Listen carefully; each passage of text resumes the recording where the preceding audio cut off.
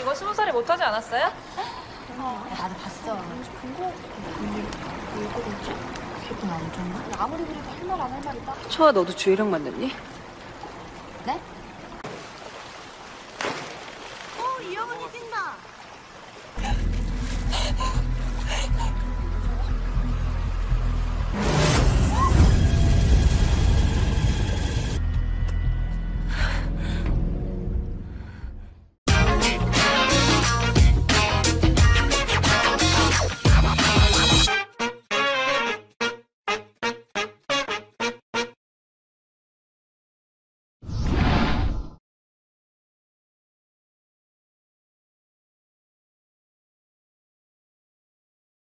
Kisah pelik ini diawali seorang wanita sedang mengapung di suatu kolam renang dengan perasaan bingung, sedih, dan penuh dengan ketakutan. Ya, wanita ini bernama Yiyong. Di suatu hari, Yiyong mengalami kecelakaan hebat dan harus dilarikan ke rumah sakit. Oke, sebelum kecelakaan hebat ini terjadi, Yiyong yang merupakan atlet loncat indah tampak latihan bersama dengan sahabat dekatnya bernama Park Sujin. Sembari cerita tentang olimpiade yang sebentar lagi akan digelar. Saat itu, Sujin khawatir tidak akan terpilih, membuatnya terus untuk berlatih. Diketahui kedekatan mereka ini terjalin sejak kecil.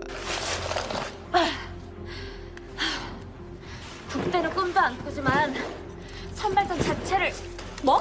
야, 줄!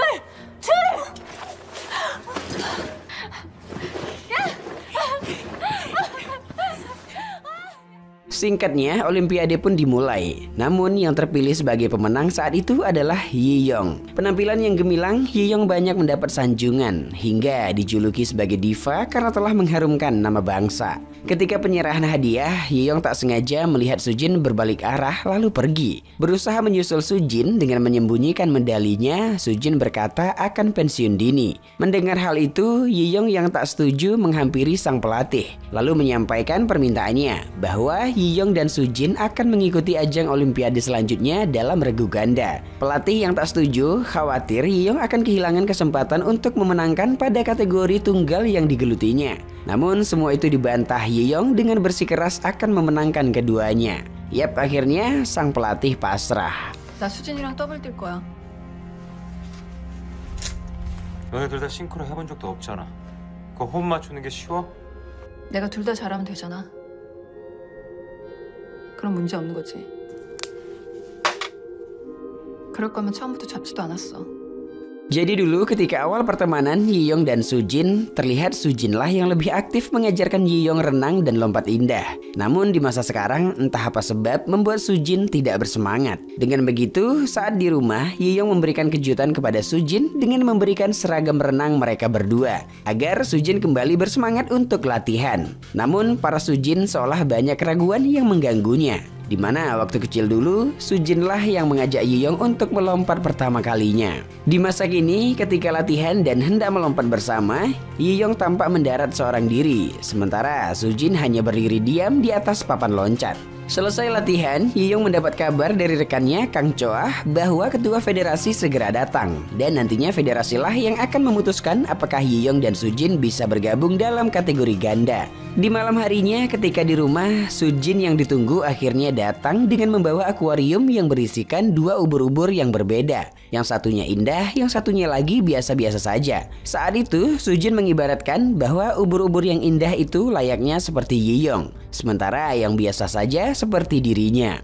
Mendengar itu, seketika Yiyong membahas tentang regu ganda mereka yang sepertinya akan diputuskan oleh federasi. Sontak Sujin menanggapinya dengan santai, seolah dia bisa lebih baik daripada Yiyong. Yap, beberapa hari kemudian seleksi regu ganda diadakan dan disaksikan oleh ketua federasi. Tak disangka penampilan mereka hari itu begitu memukau. Orang-orang yang melihat seperti tak percaya, di mana penampilan Sujin seolah meningkat dengan cepat. Tentu hal itu membuat Yiyong merasa senang. Sementara ketika selesai, Yiyong tak sengaja mendengar percakapan tak mengenakan tentang Sujin yang bertemu dengan atlet lompat indah Ju Heryong yang sudah meninggal. Di mana konon ceritanya siapapun yang bertemu dengan hantu Ju Heryong seketika akan berkembang pesat. Malam itu, Yiyong dan Sujin menikmati malam di suatu rooftop. Sujin yang tampak bahagia, sementara Yiyong sambil minum seolah kepikiran tentang Sujin yang tiba-tiba tidak takut ketinggian. Setelahnya mereka pun pulang menggunakan mobil.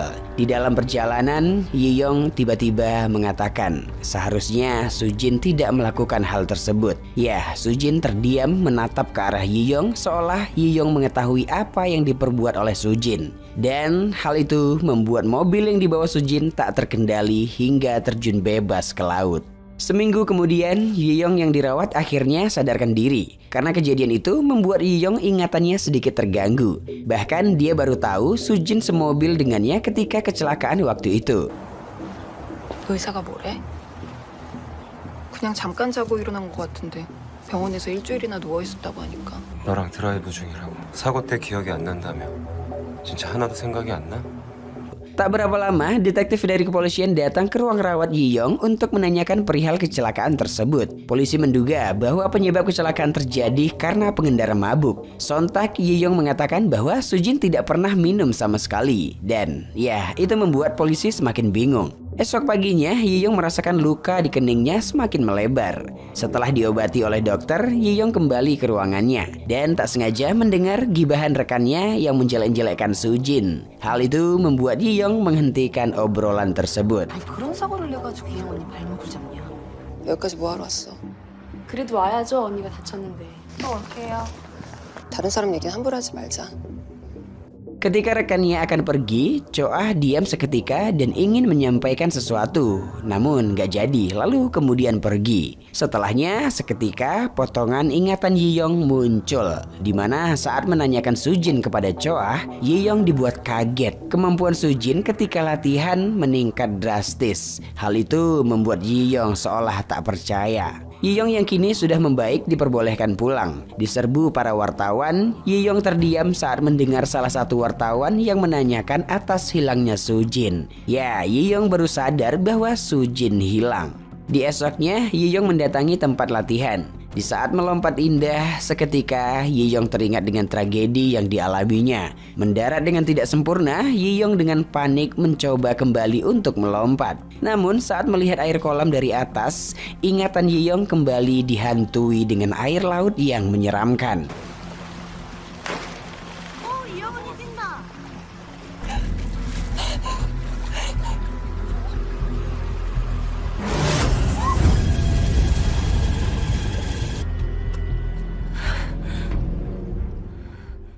Melihat Yiyong aneh seperti itu, sang pelatih melarangnya untuk latihan. Kemudian agensi yang melihat Yiyong kurang fokus berusaha menyewa gedung kolam renang untuk Yiyong seorang diri. Saat bersiap untuk latihan di kolam renang yang tampak seram itu, Yiyong beberapa kali merasakan hal aneh seperti bisikan. Ditambah lampu gedung itu yang hidup mati tak beraturan. Hingga Yiyong jatuh ke kolam seolah didorong oleh seseorang. Dan seketika terbayang dengan sosok Sujin. Bahkan ingatannya membawa ke wajah Sujin saat kecelakaan terjadi. Malam harinya saat tidur, Yiyong bermimpi tentang obrolannya dengan Sujin sebelum kecelakaan. Di mana Sujin juga mendapat luka di keningnya persis seperti luka yang didapat oleh Yiyong. Saat tidur itu, kening Yiyong kembali dilukai oleh sesosok makhluk. Yiyong yang terbangun menyadari luka di keningnya semakin membesar. Tentu membuatnya semakin merasa terancam. Di hari besok, mobil Yiyong beserta tas Sujin telah ditemukan. Detektif kepolisian mengatakan ini merupakan kecelakaan tunggal yang disebabkan karena mabuk. Ditambah terdapat artikel yang mengatakan Sujin pernah kecelakaan karena mabuk 2 tahun yang lalu. Sontak Yiyong kembali teringat dengan Sujin, di mana ketika ingin melompat indah, Sujin didiskualifikasi karena tak berani untuk melompat. Juga teringat dengan Sujin kecil melompat dengan begitu indahnya. Dan kini hal itu semakin membuat Yiyong sangat bingung. Setibanya di suatu tempat, Yiyong yang tampak bingung menanyakan kepada sang pelatih bagaimana kecelakaan itu terjadi. Karena diketahui sang pelatih sempat menelpon Sujin sebelum kecelakaan. Sang pelatih sepertinya mengerti apa yang dialami Sujin. Mungkin bisa jadi dia iri kepadamu. 내가 전혀 모르는 수진이가 있다는 게. 부러웠겠지 네가. 너 혹시 걔가 원망스러워? 뭐? Mendengar itu, Yiyong kembali teringat. Ketika ajang turnamen lompat indah tingkat SMP, Yiyong menghampiri Sujin yang akan tampil lalu mengabarkan bahwa ibu Sujin sedang sekarat di rumah sakit. Sujin yang awalnya khawatir mencoba untuk tenang. Dan ketika bersiap mengambil posisi di papan loncat, tangan Sujin tergelincir dan mengakibatkan kepalanya terbentur hingga jatuh ke kolam. Hal itu membuat poin Yiyong berada di puncak dan menjadi juara. Ketika Yiyong dewasa dan menjadi juara Olimpiade waktu itu, Sujin melihat sinis ke arah Yiyong. Seolah karena Yiyong lah Sujin menjadi trauma berada di atas papan loncat. Di rumah, Yiyong mengeluarkan isi tas Sujin, di mana terdapat buku diary dan kartu nama akuarium di dalamnya. Penasaran kenapa tiba-tiba Sujin membeli ubur-ubur, Yiyong pun segera menghampiri alamat kartu nama tersebut dengan membawa ubur-ubur bintik yang mati. Setibanya di alamat, pemilik akuarium menyampaikan kalau ubur-ubur bintik dan bulan tidak boleh disatukan. Itu akan menyebabkan ubur-ubur bintik melemah karena lendir ubur-ubur bulan. Dan tiba-tiba pemilik akuarium mengatakan pembeli pasti sengaja ingin membunuhnya. Sujin adalah ubur-ubur bulan sedangkan kau ubur-ubur bintiknya. Mendengar itu, Yiyong mencoba menjauh. Namun itu hanya halusinasinya saja. Di perjalanan arah pulang, seketika Yiyong teringat bahwa dia pernah mendengar diam-diam obrolan Sujin dan Choah. Kalau Sujin ketahuan mengkonsumsi obat terlarang oleh Choah. Diketahui juga dari obrolan itu bahwa Sujin sebenarnya tidak suka dengan Yiyong. Selama ini Sujin mengira Yiyong baik kepadanya karena merasa bersalah telah membuatnya trauma. 우리 팀에 잘하는 사람 별로 없으니까 너랑 나랑 언니 사실 이영 언니 싫어하죠. 미안해서 그런 거라고. 걔가 내 인생 망쳤으니까. 그런 사람 옆에 있으면 가끔 스스로가 초라해지니까. Setelah mengingat itu, Yiyong menggeledah rumahnya untuk mencari obat terlarang. Tak lama, Yiyong menemukan obat terlarang tersebut. Dengan panik, Yiyong berusaha mencari tahu dengan membuka buku diary Sujin yang terkunci. Dengan kaget, Yiyong membaca beberapa isi diary tersebut, di mana luka di kening Sujin waktu itu dia beranggapan Yiyong lah sang pelaku dan sangat ingin membunuhnya. Seketika, Yiyong teringat dengan kelanjutan obrolannya bersama Sujin, di mana Sujin yang sakit hati mengatakan, bukannya pelatih menyuruhmu untuk jangan mengatakan tentang ibuku sampai akhir pertandingan. Terus ngapa kau bilang sama aku? Kata Sujin. Hingga Yiyong kembali mengingat potongan ingatan tentang Sujin. Sebelum kecelakaan, mereka sempat berdebat karena Yiyong meminta Sujin untuk tidak mengkonsumsi obat terlarang lagi. Mendengar itu, Sujin terdiam lalu mengatakan, kenapa kau takut aku mengambil posisimu? Yap, setelah mengingat itu, dengan keadaan takut, Yiyong segera melaporkan ke polisi bahwasannya Sujin berniat untuk membunuhnya. Namun sayang, itu hanya halusinasinya saja. Faktanya, Yiyong hanya tegak diam tanpa kata di kantor polisi, lalu pingsan. Di rumah sakit setelah sadar, Yiyong pun pulang. Di rumah, Yiyong mendapat kabar dari berita bahwa pemilik akuarium yang waktu itu ditangkap karena telah menjual obat terlarang yang biasa disebut dengan hantu Juheryong. Esok paginya, detektif kepolisian memberi kabar kepada Yiyong bahwa pencarian Sujin telah dihentikan. Yiyong sedikit merasa lega dan segera menutup pintunya hingga membuang ubur-ubur yang masih hidup.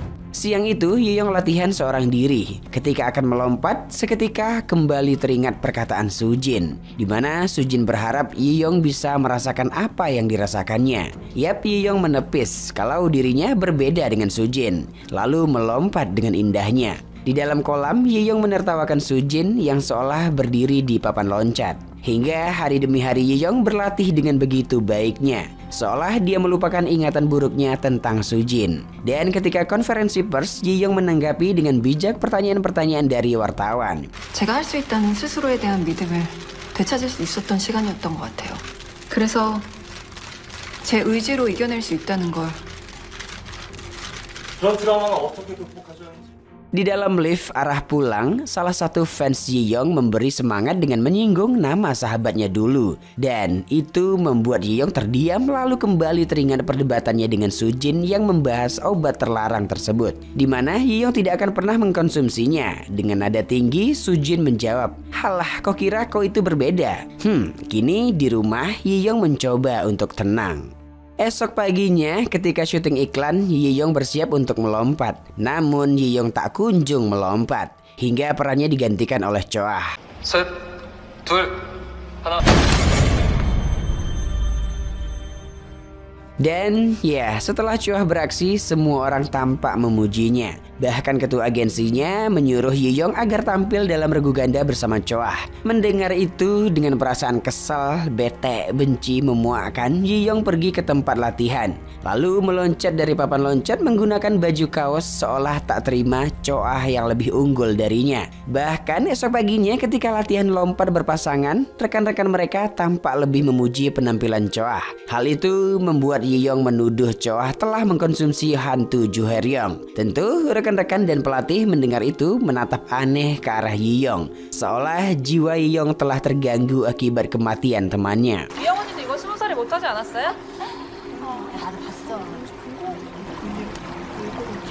기분 안 좋나? 아무리 그래도 할 말 안 할 말이 딱. 초아 너도 주희랑 만났니? 네? Tanpa disadari, Yiyong latihan hingga larut malam. Pelatih yang menghampiri mengajak Yiyong ke rumah sakit. Yiyong yang menolak, sang pelatih menjelaskan Sujin dulunya kayak kau gini, menghancurkan dirinya dengan terlalu memaksakan diri. Seolah tak terima disamakan dengan Sujin, Yiyong melampiaskan rasa kesalnya, lalu kemudian pergi. 내가 최희영이 아니라 박수진 같아? 야, 네가 어떻게 그런 말을 하냐? 선배 내가 수진이라고요? Beberapa hari selanjutnya seleksi nasional diadakan, di mana Yiyong yang menjadi kebanggaan Korea penampilannya sangat ditunggu. Oke, kini giliran Yiyong yang tampil. Ketika di atas papan loncat, tampak raut wajah Yiyong seperti ketakutan. Namun Yiyong memberanikan diri untuk melompat. Tak seindah yang dibayangkan. Semua orang dibuat kaget dengan penampilan Yiyong yang sangat buruk hari itu. Dengan perasaan panik, sedih, Yiyong pergi menuju suatu tempat dan mencoba membuka obat terlarang yang kayak doping itu untuk diminumnya. Namun gak jadi, sang pelatih ternyata mengikuti Yiyong lalu segera melarangnya. Sedikit berdebat, Yiyong halu telah mendorong sang pelatih hingga kepala sang pelatih terbentur ke canding dinding. Dilanda ketakutan, Yiyong teringat tentang semua rentetan kejadian yang dialaminya sebelum kecelakaan hingga kecelakaan terjadi. Dimana setelah menyuruh Sujin untuk tidak mengkonsumsi obat terlarang, mereka berdebat di luar mobil. Yiyong yang peduli berusaha membuang obat terlarang tersebut. Namun hal itu ditahan oleh Sujin hingga membuat Yiyong tak sengaja mendorong Sujin dan membuat kepalanya terbentur hebat. 나랑 똑같았을 거야. 너라고 뭐 다를 줄 알아? Dengan panik, Yiyong buru-buru membawa Sujin ke rumah sakit menggunakan mobil. Dalam keadaan hujan lebat itu, mobil tak terkendali hingga menabrak pembatas jalan dan terjun ke laut. Di hari seleksi itu bertepatan dengan mayat Sujin ditemukan. Yiyong yang melihat seketika teringat saat berusaha keluar dari mobil yang sudah tenggelam. Ketika mereka berhasil keluar, Yiyong berusaha menarik Sujin ke atas. Namun Sujin malah menahannya seolah ingin mati bersama. Tak tahu harus berbuat apa, akhirnya Yiyong berusaha melepaskan genggaman Sujin bahkan menendang Sujin. Setelah lepas, Yiyong akhirnya selamat. Yap, kini setelah mengetahui semua yang terjadi, Yiyong menangis sejadi-jadinya. Esok paginya, Yiyong berdiri seorang diri dan sedikit halu ada Sujin di sampingnya sembari mengingat kebersamaan mereka sedari kecil. Yap, dengan begitu cerita pun tamat. Jadi gitu ya sob, semenjak Sujin gagal juara karena informasi dari Yiyong tentang ibunya, Sujin dilanda ketakutan ketika berada di atas papan loncat.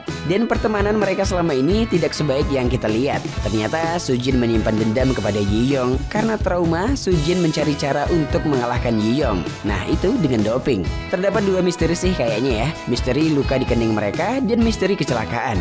Namun misteri kecelakaan udah terungkap ya. Tapi pihak kepolisian mengira ini merupakan kecelakaan karena mabuk. Padahal enggak ya kan.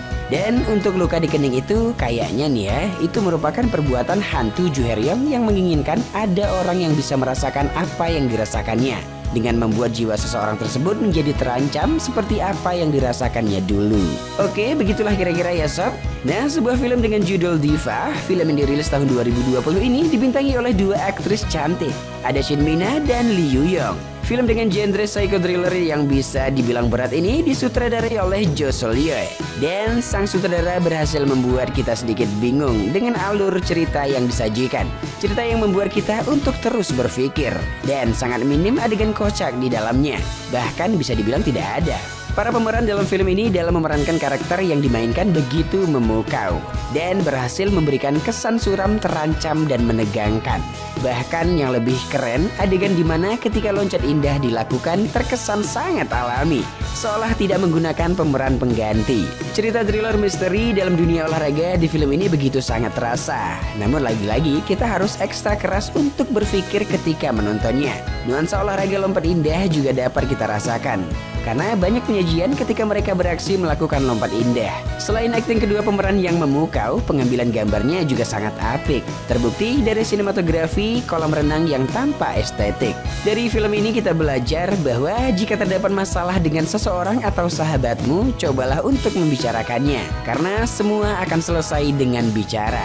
Kalau diam-diam, ya kayak mereka, saling menyimpan dendam dan hidup penuh dengan ketidaknyamanan. Oke, bagi kalian yang suka dengan genre film seperti ini, bolehlah cobain nonton film ini ya. Dan masuk pada penilaian, Biro Perfilman UBR Media memberikan rating film Diva 6,7. Like dan share ke teman-teman tersayangmu agar mereka juga ikutan nonton film keren ini. Dan jangan lupa subscribe channel UBR Entertainment. Kamsahamnida, bye-bye.